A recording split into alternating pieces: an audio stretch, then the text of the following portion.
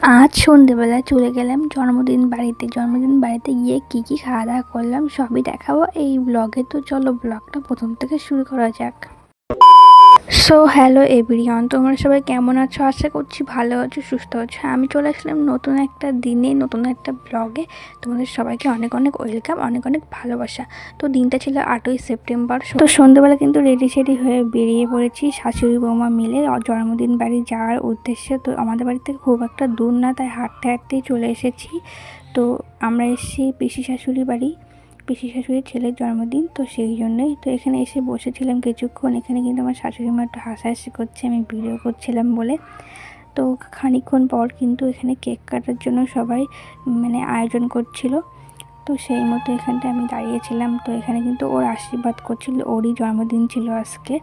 আর এখানে কিন্তু পিসি ভাইকে গিফট দিচ্ছে, সেইটাই পরিয়ে দিচ্ছিল গিফটটা। তারপর কিন্তু এখানে কেক কাটছিল।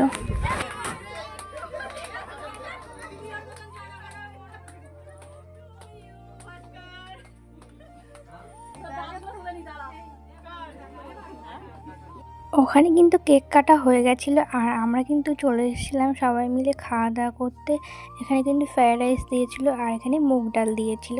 তো সেই মতো সেটা দিয়ে খেয়ে নিয়েছিলাম। আর এখানে কষা কষা লাল লাল মুরগির মাংস আর এখানে কিন্তু ফ্রায়েড রাইসই ছিল, তো সেটা দিয়ে সেই মতো খেয়ে নিয়েছিলাম। আর লাস্ট পাতা ছিল কিন্তু পায়েস, সেটা আমি খাইনি, আমার পায়েস খেতে একটুও ভালো লাগে না। পায়েসটা কিন্তু মাকে দিয়ে দিয়েছিলাম। আর তারপর কিন্তু আমরা কেক খেয়ে কিন্তু বাড়ির দিকে রওনা দিয়েছি। আমরা হাঁটতে হাঁটতে চলে যাচ্ছি বাড়িতে।